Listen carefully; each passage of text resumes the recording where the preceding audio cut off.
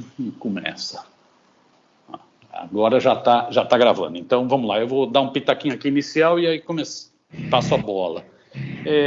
Nesse mês, o auxílio emergencial, que foi aprovado no Congresso Nacional a contragosto do Guedes, do próprio Bolsonaro depois, oportunisticamente, tentou surfar na onda do auxílio emergencial, né? Mas ele foi aprovado a contragosto. Esse auxílio vai ser cortado pela metade, né, nesse mês, de 600 para 300, que é um negócio drástico, duro, né? Já a taxa de desemprego, em decorrência da redução desse benefício e também da redução, infelizmente, do isolamento social, tende a crescer, tende a estourar agora. Ou seja, o tema econômico vai ganhar uma baita preeminência no debate político brasileiro, né? Não é para menos que o Paulo Guedes, que era o super-ministro, está recebendo puxão de orelha em público, já teve até ameaça de cartão vermelho para ele, né? Para entender o grau de gravidade da crise econômica brasileira, o que será o Brasil pós-pandemia, o que seria possível fazer para evitar ainda o pior, né? Eu vou bater um papo aqui com uma grande figura, um dos maiores conhecedores de economia do Brasil, não é confete não, é verdade, que nem diz o João Bosco, eu não sou candidato a nada, meu negócio é batucado, então não é confete, que é o professor Luiz Gonzaga Beluso. A biografia do Beluso é extensíssima, quem quiser vá lá no Wikipédia, é um monte de coisa, só vou citar aqui algumas coisinhas. Economista, professor da Universidade Estadual de Campinas, titular professor da Unicamp, e das faculdades de Campinas, da FACamp, né? Atuou já em vários governos nessa área econômica, né? É uma das pessoas que o ex-presidente Lula mais ouve nesse tema econômico, né? Um consultor informal, vamos dizer assim, do presidente Lula, né? Pelo seu vastíssimo trabalho acadêmico e intelectual, já recebeu inúmeros prêmios, cito aqui o prêmio Juca Pato, né? É consultor editorial e articulista de uma revista indispensável para a visão crítica no Brasil, que é a revista Carta Capital, autor de inúmeros livros, o último deles, Escassez da Abundância Capitalista. Esse eu não tive ainda a oportunidade de adquirir, vou atrás dele correndo, né? Já li outros livros do Beluso, né? E, além de tudo isso, tem uma outra grande qualidade, é um grande palmeirense militante, convicto, né? Grande palmeirense. Beluso, vou direto para a primeira pergunta aqui para você, mas, mais uma vez, obrigadão por você ter topado participar desse bate-papo, né? Como que você está analisando a gravidade da crise econômica brasileira, a profundidade dela, né? Para onde a gente caminha? Recorde de desemprego? Para onde que a gente está caminhando? Miro, antes de mais nada, eu queria agradecer a oportunidade de travar esse diálogo com você, né? E eu abriria dizendo que a gente precisa se preparar para superar obstáculos, né? Como o Palmeiras fez agora na Bolívia, superou os 3.000 metros de altitude, né? Eu achei muito pedagógico isso, é um ensinamento que eles superaram com grande inteligência, né? Mas falando da crise, que é uma crise aguda, profunda, né? E que ela é singular, por um lado, no sentido de que ela afetou, né, o circuito de formação da renda, do emprego, da renda e do gasto, né? Ela afetou de tal maneira que, na verdade, ela levou com ela a demanda e a oferta, né? Na medida em que ela rompeu os nexos que ligam os agentes dentro da economia, ou seja, empresas, os seus servidores, trabalhadores, né? Ela produziu um rompimento, tanto na oferta quanto na demanda, né? Então, eu ficava espantado em ouvir alguns analistas que diziam é uma crise da oferta. Não, é uma crise da demanda. É das duas coisas. É do circuito de formação da renda monetária numa economia de mercado capitalista, né? E isso tem uma consequência muito importante, é que ela inabilita os agentes proprietários, tanto da sua força de trabalho quanto dos meios de produção, né, nas suas relações, ela inabilita eles reagirem. Eles não têm como reagir, né? Portanto, o setor privado perde qualquer capacidade de reação e de rearticulação daquele circuito, né? Então, isso entrega ao Estado uma função que ele exerce o tempo inteiro, mas isso não fica claro para as pessoas que ele exerce, que é a função do gestor da moeda, não é? E de responsável, como disse um economista chamado William Buiter, que eu gosto muito, eu estava lendo ele agora antes da gente entrar. Ele diz, olha, o Estado, nessas circunstâncias, aparece na sua essência em relação ao mercado. Ele é o gastador de última instância, é o garantidor de última instância, né? Senão todos os ativos, a dívida e outros ativos teriam entrado em colapso, não fossem as ações dos governos, né?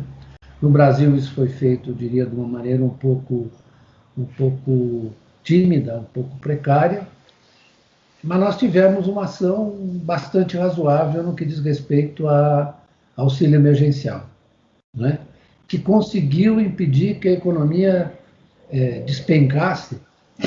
Eu acho graça que tem muita gente começa a dizer que aí subiu muito a demanda dos pobres começaram a comer e aí aumentou o preço do arroz, né? Outros alimentos. Que é uma coisa grotesca. O que acontece é que a produção de arroz já vinha num declínio, a área plantada caiu, né? Na verdade, nós descuidamos de algumas questões essenciais que eu até escrevi na carta e tem outros artigos sobre o problema dos estoques reguladores, né? Que é uma criação muito antiga, ainda remonta às propostas do Keynes do pós-guerra, que o Brasil adotou, né, nas suas políticas de estabilização dos preços, porque é o seguinte, no caso do arroz, se você não forma estoques reguladores, as flutuações, quando você tem alterações na demanda, são muito fortes e elas não se recuperam, porque você tem que esperar a outra safra. Acabou uma safra e a nossa grau de armazenamento, nosso armazenamento era muito pequeno, né? Então, isso é só uma passagem, porque eu achei engraçado esses raciocínios, que o cara não entende do mercado que ele está falando. Uhum. O mercado de commodities, de alimentos, sobretudo, é um mercado que tem temporalidade. Então, se acontece alguma coisa sem que você tenha os estoques reguladores, os choques de preços vão ser violentos, para cima e para baixo. O estoque regulador não é só para proteger o consumidor, é para proteger o produtor também. Porque, na verdade, se ele sofre uma queda em um determinado momento de superprodução, ele vai ficar desestimulado, vai perder dinheiro, vai ficar desestimulado em produzir. Bom, então eu queria só voltar à crise, né? Estava falando numa questão tópica, questão da crise, que não há outra forma de intervenção. E diria que a única, digamos, o crédito para pequenas e médias empresas do Pronamp, ele cobriu um espectro muito pequeno de pequenas e médias empresas que estão sofrendo muito com a situação. Porque, na verdade, é o seguinte, o que aconteceu com a maioria delas, por exemplo, as que estão no setor serviço, né, elas tiveram que fechar as portas. Fala-se em 600 mil empresas que já fecharam, mais de 600 mil. Exatamente. Então, você produziu uma ruptura enorme, e não há outra forma de minorar essa situação, de tentar reerguê-la, a não ser através de uma ação muito incisiva do Estado. Veja agora, por exemplo, só para citar os Estados Unidos, né? Está um debate agora, nesse momento, só olhar o Financial Times ou o New York Times, quem quiser, em relação à necessidade de você retomar o auxílio emergencial, porque a mesma coisa que está acontecendo aqui, o desemprego nos Estados Unidos explodiu, né? Explodiu de novo. E aí é o seguinte, está uma discussão no Congresso em relação a quanto eles vão injetar a mais, se é 1 trilhão ou 2 trilhões e meio, os democratas querem 2 trilhões e meio, e hoje tem uma matéria muito clara, falou, olha, se não houver nenhuma intervenção, a economia americana vai mergulhar outra vez na recessão, porque as pessoas que não dispõem de renda, estão desempregadas, etc., não tem como se defender, o número é muito grande. Então, na verdade, você não consegue reabilitar o mínimo de capacidade de gasto, de consumo, para que as empresas consigam também se defender, porque lá a compra de dívida por parte do Banco Central foi muito grande. Então, as empresas foram mais protegidas do que aqui. Mas, de qualquer maneira, numa crise como essa, você tem que proteger todo mundo. Certo? Eu vejo gente dizendo, não pode proteger os bancos, porque se não proteger os bancos, eles não emprestam para ninguém. Certo? A gente não precisa, como dizia o outro, amar os bancos, muito menos eu. Mas isso é um sistema, né? Esse é um sistema.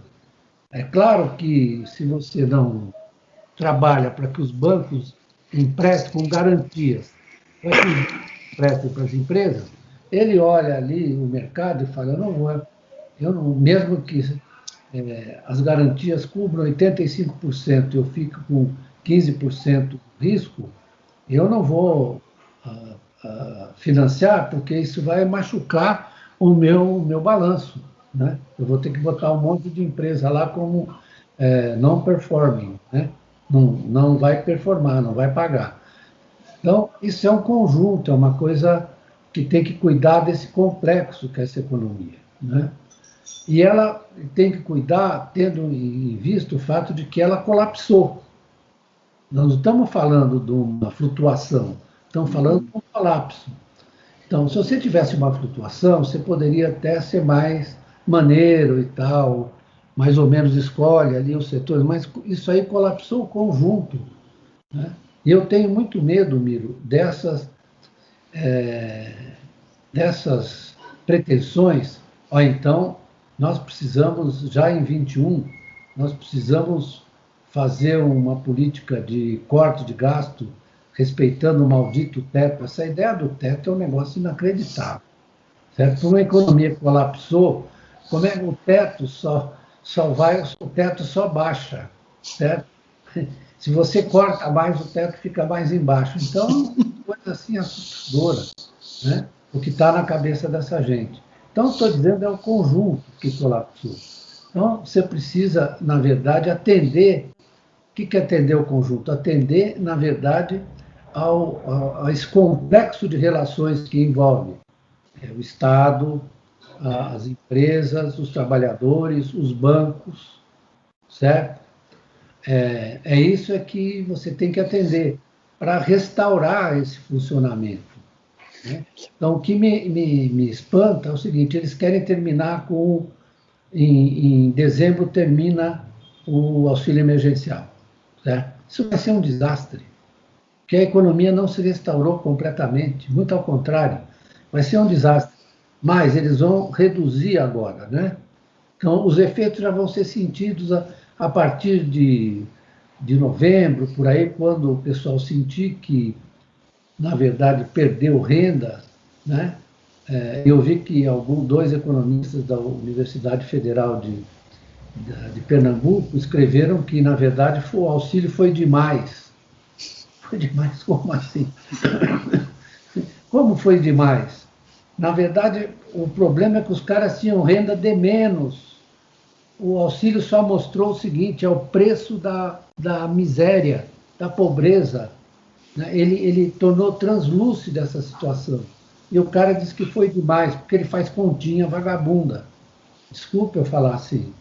Mas você olha o que vai acontecer na frente, é a mesma coisa que está ameaçando acontecer nos Estados Unidos. Aliás, nos Estados Unidos, com o corte ocorreu antes, a demanda de consumo já caiu. E na verdade, as empresas do varejo já estão começando a sofrer de novo. Então, isso aí não é assim.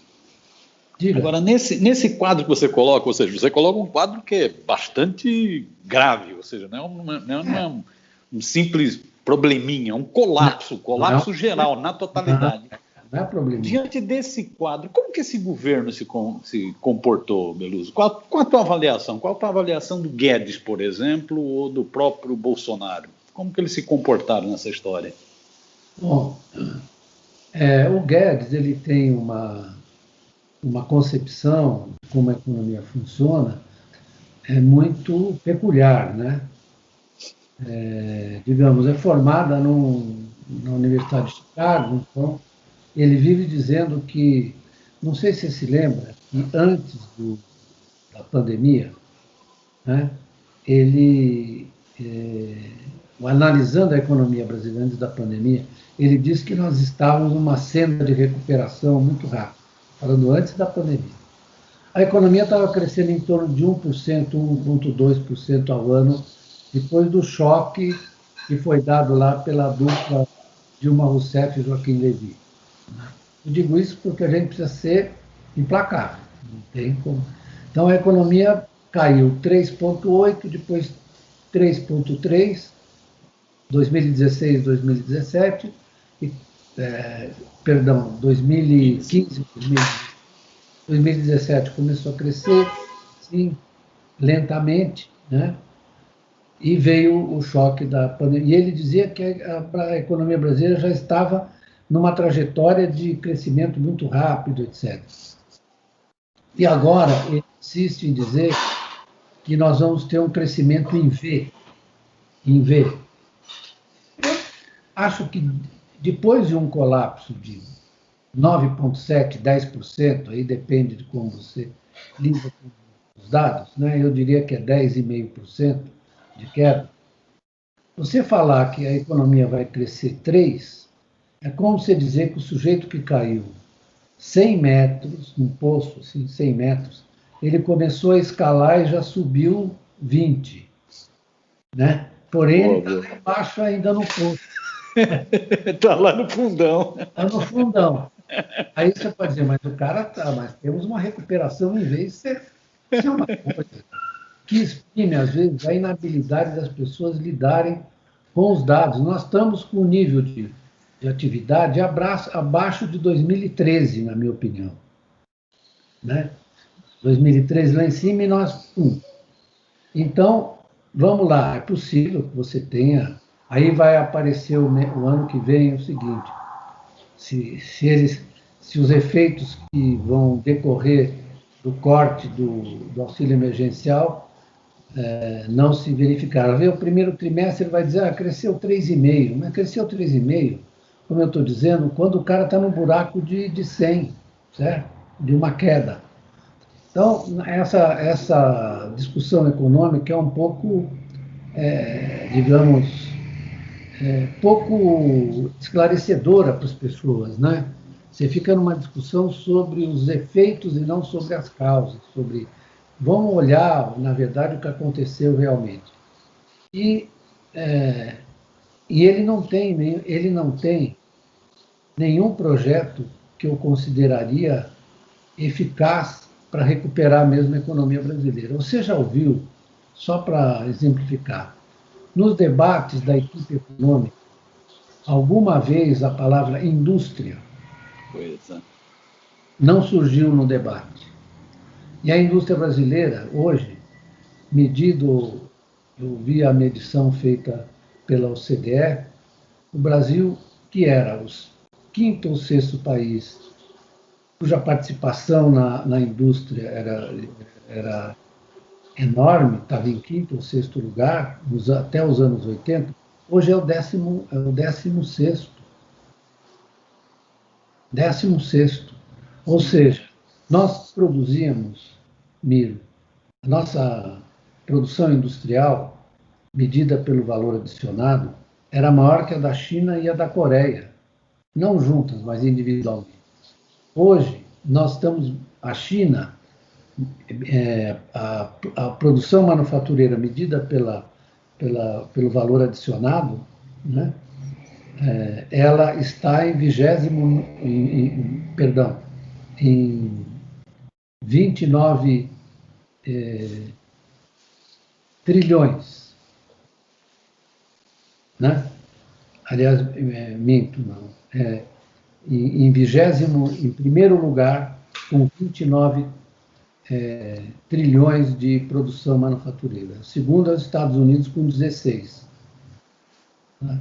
E aí vem, né, caindo, e o Brasil está em 16º lugar.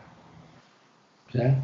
Nós somos ninguém fala, no governo ninguém fala nisso. É como se a indústria... Para eles, se você produzir banana e produzir computador, é a mesma coisa.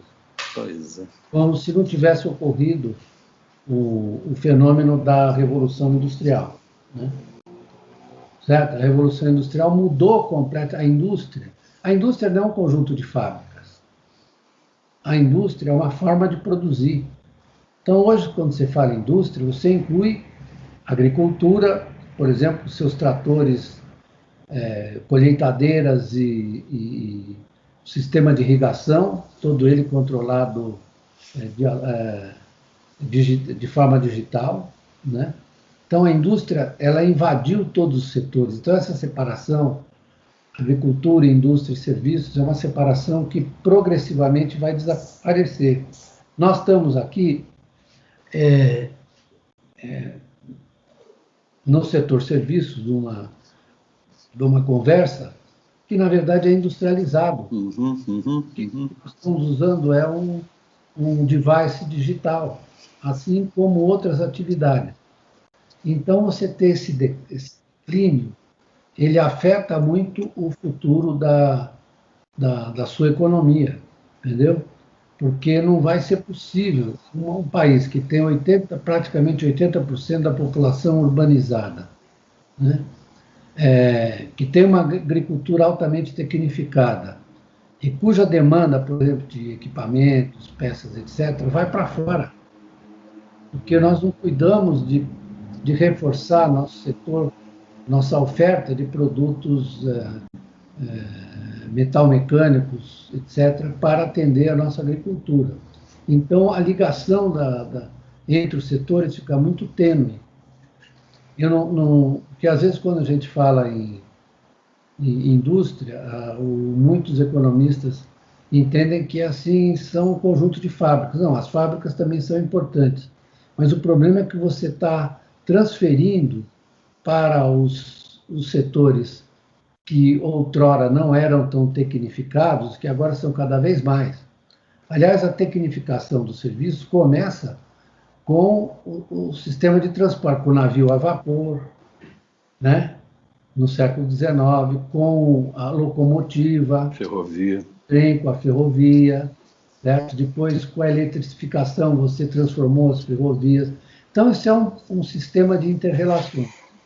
Agora, para o Guedes, isso realmente não é impressionante. O discurso do Guedes parece que são dois, né? É o discurso da austeridade, austeridade, austeridade, austeridade, e a promessa de reformas. Então, era a reforma da Previdência que ia bombar na economia, ia injetar grana na economia. Agora é a reforma administrativa, como também anteriormente se falou da reforma trabalhista, ou seja, são essas medidas, essas reformas de caráter ultraliberal e a austeridade é que vão resolver. Isso é que está na cabeça do Guedes. Do Bolsonaro não dá nem para falar o que está na cabeça, porque não se sabe o que está na cabeça dele. O problema é que ele não tem cabeça, né?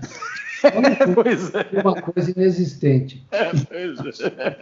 É um oportunista. Não dá, né? Mas vamos pegar a reforma trabalhista que ele quer fazer. Olha só. Qual é a lógica da reforma trabalhista? Eu vou reduzir o custo do trabalho para as empresas, né?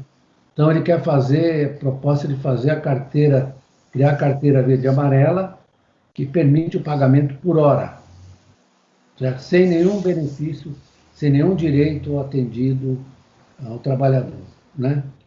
Ou seja, você está comprando pacotes de tempo, como diz você não está contratando mais o trabalhador, o trabalhador que come, anda, se casa, se divorcia, se separa, etc. O homem, porque o contrato de trabalho tradicional, né, que prevaleceu durante muitos anos, durante décadas, ele era um contrato com a pessoa do trabalhador. né? Com direitos diferentes, os direitos foram aumentando à medida, sobretudo no pós-guerra, etc. Agora não, você vai comprar o pacote de tempo, como diz um filósofo chamado Bifo Berardi, né? E aí é o seguinte, o cara está desprovido de qualquer proteção. Isso tem dois efeitos. Você vai reduzir o custo do trabalho para a empresa, muito bem, né? Porém, isso para cada empresário individualmente é bom você reduzir o seu custo de produção, reduzindo o seu custo salarial, não é? É bom individualmente. Agora, se todos fizerem isso, vai ser um desastre, porque eles vão produzir para quem? Então, não vão ter para quem produzir. Isso afeta as decisões de investimento deles também. Por que é que eu vou, na verdade, aumentar a minha capacidade produtiva, produzir mais, se, na verdade, eu não tenho quem vá consumir? O Henry Ford, nos anos 20, no Rio de Janeiro, no Rio de Janeiro, não. O Henry Ford entendeu isso perfeitamente. Claro. Ele falou, eu preciso pagar os meus trabalhadores de modo que o salário que eles recebam permita que eles comprem os carros que eu estou produzindo. Não era verdadeiro que os caras foram comprar o carro, mas por isso é que o regime que surge no pós-guerra foi chamado de Fordismo. Por essa razão, porque ele, né, o Ford viu isso. Aliás, não só ele viu, como outros viram, como o Keynes, por exemplo, ele diz, não me venham falar da flexibilização dos salários, porque isso pode ter um prejuízo macroeconômico, né? E o Marx, no Capital, ele tratou disso da maneira que eu expus. O capitalista individual é interessante rebaixar, mas para o conjunto é ruim, né? Então, o Getúlio que dizia aqui, eu estou querendo instituir o salário mínimo e essa burguesia brasileira não percebe que eu estou tentando salvá-la. Isso, não percebiam mesmo. É isso mesmo. Tanto que um protagonista da industrialização brasileira, como Roberto Simonsen, ele não ficou a favor do salário mínimo, nem dos direitos sociais, etc., né, dos direitos trabalhistas. Ele era a favor da industrialização, sim, mas tinha uma certa reticência em relação. Então, o que eu estou dizendo é que isso é muito mais agudo agora, por exemplo, né? Porque nós estamos assistindo universalmente o fenômeno da desvalorização do trabalho, estou dizendo, ou seja, da redução urbi et orbi e em todos os setores do tempo de trabalho necessário. Nós vamos ter que enfrentar essa questão, né? Aliás, quando o pessoal começou a discutir a Renda Brasil, né, que foi descartada, eu imaginei que eles estivessem tentando aqui um símile da renda básica de cidadania, que é uma questão do tempo livre e da renda básica que vai ter que ser colocada, porque não é por maldade, é porque na sua movimentação, esse sistema capitalista e na forma tecnológica que ele assume, ele vai reduzir o tempo de trabalho. Trabalho. Você veja, por exemplo, que nós estamos assistindo um trabalho precarizado, trabalho das plataformas, né? O trabalho das plataformas é exatamente isso. Você comprou pedaços de tempo, pacotes de tempo. É o trabalhador dos aplicativos, não é isso? O entregador de comida. Um conhecido meu, francês, chamado Cédric Durand, acabou de escrever um livro que eu não consigo comprar porque não chegou ainda nas livrarias, chamado Tecno-Feudalismo, Feudalismo Tecnológico, para mostrar como essa nova forma de existência do capital, né, que é a plataforma, ela, na verdade, destrói as relações de trabalho tradicionais. Eu escrevi isso no... Desculpa eu fazer propaganda, não devia, não é correto. Bueno, você tem todo o direito, pode fazer. Tudo de ótima qualidade. Escassez da abundância.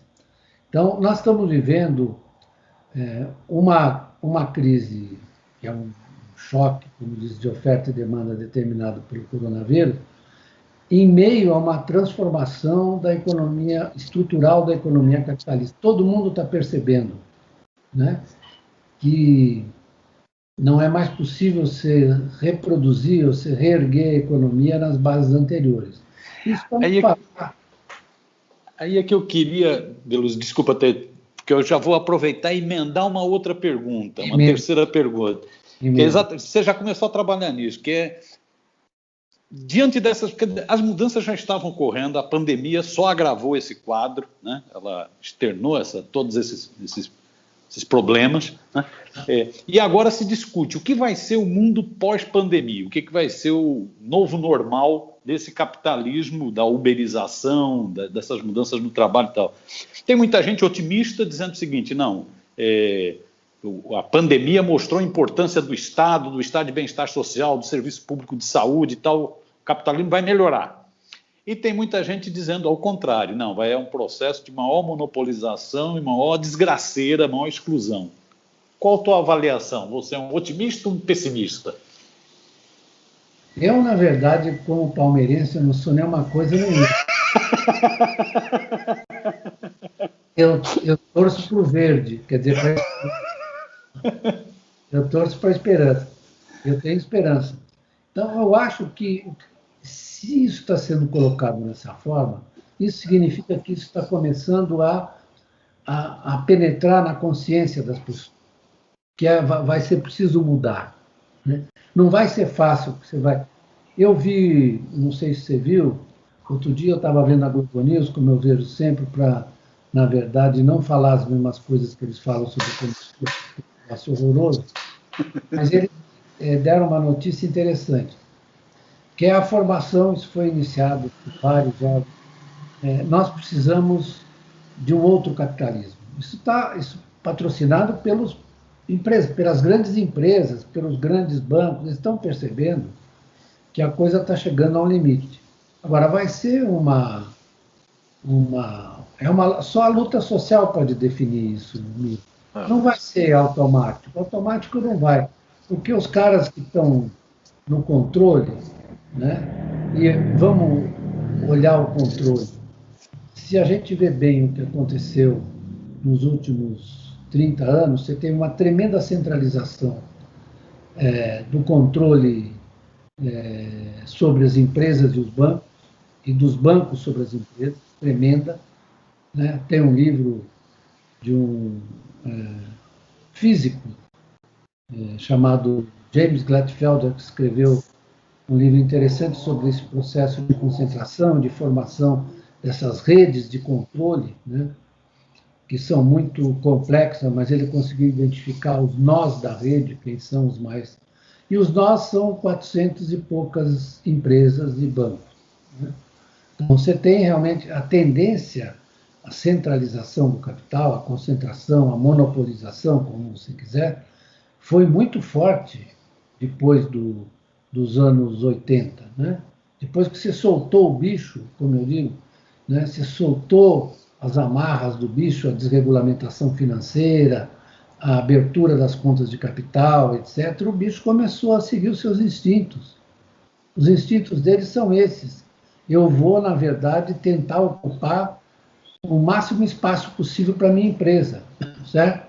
E os bancos financiam isso e se articulam com os fundos, etc. Isso tudo forma uma rede, né, de controle que ele mostra muito claramente. São 400 e poucos nós com grandes empresas, né? Um amigo meu, muito meu amigo, um bom sujeito, ele me pediu para fazer um texto sobre a concentração bancária no Brasil. Eu falei, olha, Roberto, o Brasil tem uma alta, elevada concentração bancária, mas isso é um fenômeno global. E a gente não pode esquecer o seguinte, a desregulamentação financeira, o que ela fez? Estou dizendo que o bicho se revestiu dos seus instintos, né? Recuperou os seus instintos. O que significa, quando a gente fala em financiarização? Né? Significa o seguinte, a instância de decisão importante nesse sistema é o mercado financeiro, são os mercados financeiros. Esses são os mecanismos de controle, certo? Sobre a economia, porque essa é uma economia, como a gente estava dizendo, que o dinheiro entra na economia criado pelos bancos. Isso é uma coisa que o capitalismo ele é criativo, né? Ele foi fazendo isso desde o século XVII, com o surgimento do Banco da Inglaterra, né, que fez o papel de tornar líquida a riqueza dos proprietários de terra, e eles viraram banqueiros e financiaram os primeiros desenvolvimentos da Revolução Industrial. Isso teve um preço para eles, né? Eles tiveram que entregar ao Estado a coordenação disso, porque, na verdade, eles precisavam de como diz o Schumpeter, de um éfor, que é uma figura grega, né? Que mandava nos próprios reis, né? Então, o éfor é o sistema bancário. E quem, na verdade, é o éfor do éfor é o Estado. Você foi transferindo essas forças de controle, né? Então, eu estava dizendo para você que nós estamos assistindo, eu vejo que até meus amigos menos ortodoxos, mais heterodoxos, eles ficam assim, não, mas não pode, agora não pode gastar muito, não pode fazer muita dívida, né? Porque depois quem é que paga? Ninguém, se a dívida é feita na sua moeda soberana, ninguém vai pagar ninguém. Isso aí você vai rolar. Você só pode reduzir a relação dívida-PIB quando o denominador, o PIB, cresce, né? Quando o PIB cresce, aliás, tem um outro efeito, né, Miro? É que se o PIB cresce numa economia de mercado capitalista, é porque o setor privado está se endividando mais. Certo? E você olha os dados e os gráficos, você vê claramente que há uma relação entre a queda do endividamento público, quando a economia está crescendo, ao mesmo tempo que cresce o endividamento privado. Certo? Porque quem está tomando crédito são as empresas, são as famílias, né? Que estão animadas, estão gastando. Para aproveitar a expansão. Quando capota, cresce a dívida pública, porque o setor privado começa a se desendividar, a tentar se desalavancar. Aí o setor privado entra, o público entra, e é importante que entre. Não só porque os déficits seguram um pouco, minimamente, o déficit segura minimamente o colapso, né? Porque o Estado não pode parar de gastar e, ao mesmo tempo, cai a receita fiscal, então você tem que se escorar no déficit. E as pessoas acham um déficit horroroso, mas isso é da mecânica, é da forma de funcionamento dessa nhaca aqui. Certo? Aí você financia o déficit com o endividamento. Muito bem. Quando tem colapso, como você tem, ninguém confia num ativo de dívida privada que está lá no fundo, né? Uma debênture que está lá no fundo, eles só confiam na dívida do Estado. Então, você olha a tesouraria dos bancos, eu conheço muito, tesouraria dos bancos, vê o coeficiente que você tem de dívida pública. É quase 90%. Certo? Por quê? Porque isso dá estabilidade. Aí vem o sujeito e diz o seguinte, não, mas eu estava vendo hoje um amigo meu falando, não, mas precisa ver que aí a curva de juros longas, o juro curto está baixo, né, porque houve colapso da economia, não é porque tem teto de gastos, isso é tudo bobagem. Né? Então a curva longa começa a empinar, você compra o título longo, o governo, e fica no curto. Aí o pessoal, mas ficar no curto, não tem problema nenhum. Como dizia o Keynes uma vez para o James Mead, um amigo logo no pós-guerra, que queria esticar, ele falou, como é que você vai esticar agora? Agora você tem que, na verdade, deixar os juros muito baixos para a economia privada, para os privados terem vontade de se endividar. Não deixa empinar essa porcaria. Certo? Então, olha, eu estava lendo uma revista francesa chamada Alternativas Econômicas. Aí eles vão para as as 7 leis da economia que foram derrogadas nos últimos anos, entre as quais essa do endividamento público, né? Várias delas, né? Como, por exemplo, se você aumentar a oferta monetária, você vai ter inflação. A inflação não consegue subir além de 1,5% nos Estados Unidos, na Europa. Eles estão querendo fazer uma inflação maior, não conseguem. A gente pode explicar essa conversa. Né? Eu queria, fechando contigo, Beluso, uma perguntinha para tentar ver, então, diante desse colapso, diante dessas possibilidades que você mesmo diz, é a luta social que vai determinar se supera pelo bem ou se supera pelo mal, ou se supera concentrando ainda mais ou se supera reforçando o papel do Estado, indutor de economia e tal. Eu queria uma coisa assim, objetiva. Se você fosse falar assim, 5 medidas para enfrentar agora essa crise da pandemia, quais que você trataria como prioritárias? Um plano emergencial. Preliminarmente, eu apostaria firmemente numa construção